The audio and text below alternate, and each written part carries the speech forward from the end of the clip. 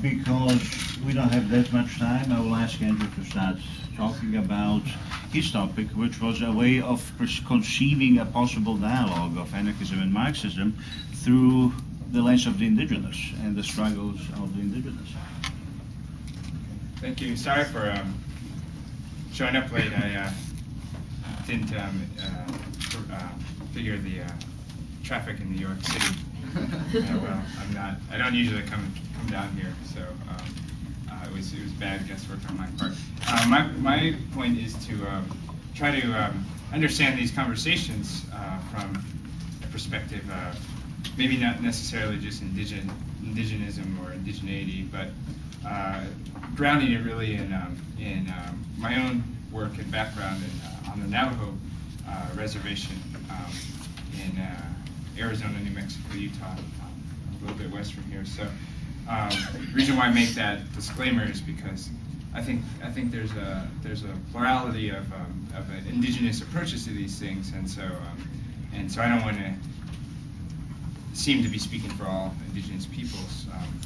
As it so happens, the Navajo, as they were culturally formed from interaction with colonial Spanish in the 16th, 17th, 18th century, Anglo people, they came a little bit later, and other Puebloan peoples in this area kind of came out with something that looked like what we call anarchism here, in terms of the distribution of families, the mode of production, and these type of things. And so, it's funny sometimes anarchists coming from a Western ideological background will come and try to figure out what Navajos were working at. But I think the important thing is to emphasize that it was a outcome of an interaction that the Navajo had with Puebloan people, with Spanish people,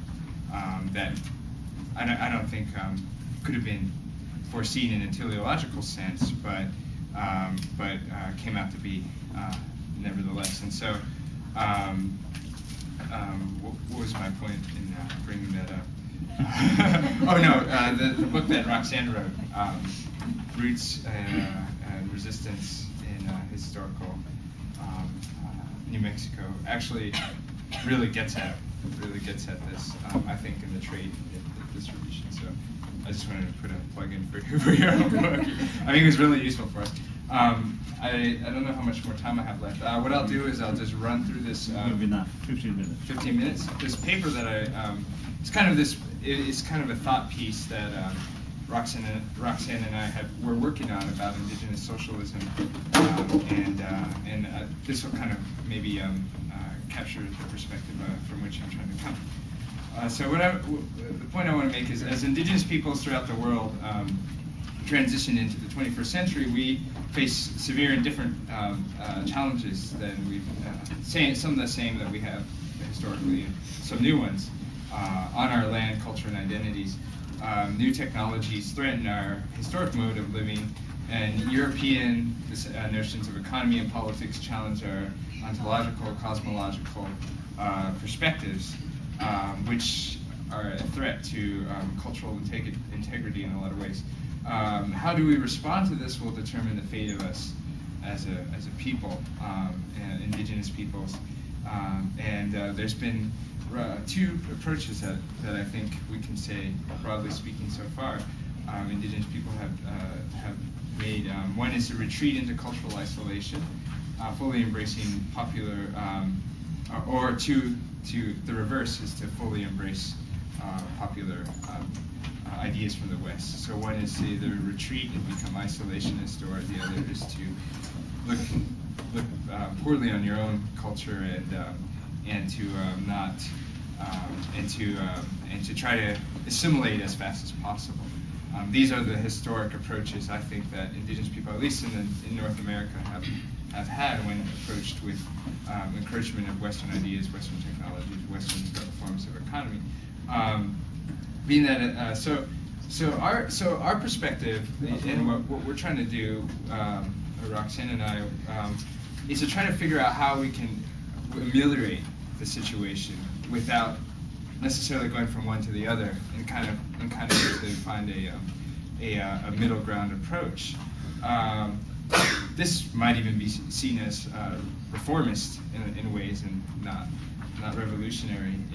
But what I think it does is it will address some of these forms of encroachment that I mentioned just a moment ago: the economic, the technological, and the cultural in a lot of ways. And so when we're trying to approach these new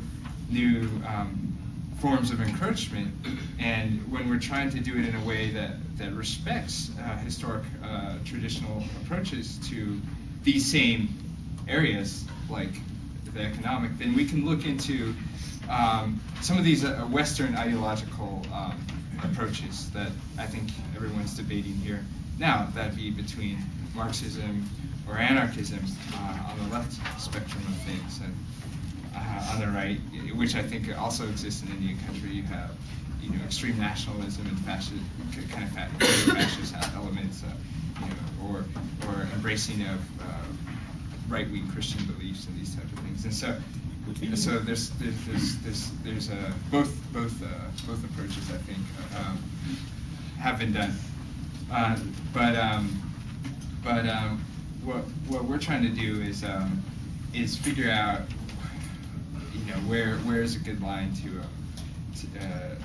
go on the left end of things. Ideologically speaking, many of us come from that perspective, working on the Navajo Nation and in other Indian areas, and so the question becomes then, bringing us back to the conversation that I think was happening here in this panel is, what is the best approach for people coming from the left? Is it a socialist perspective, or is it an anarchist approach, or a hybrid of the two?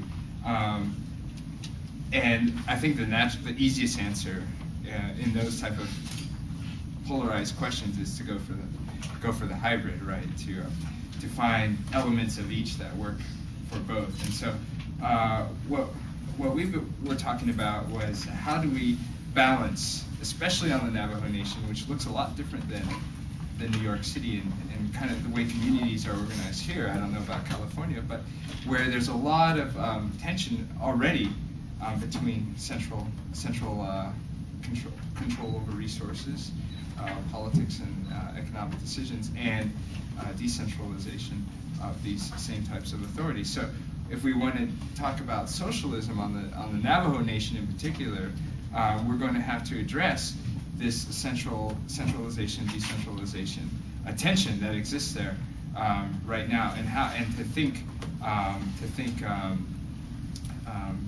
what is that word? Creatively about how to do this.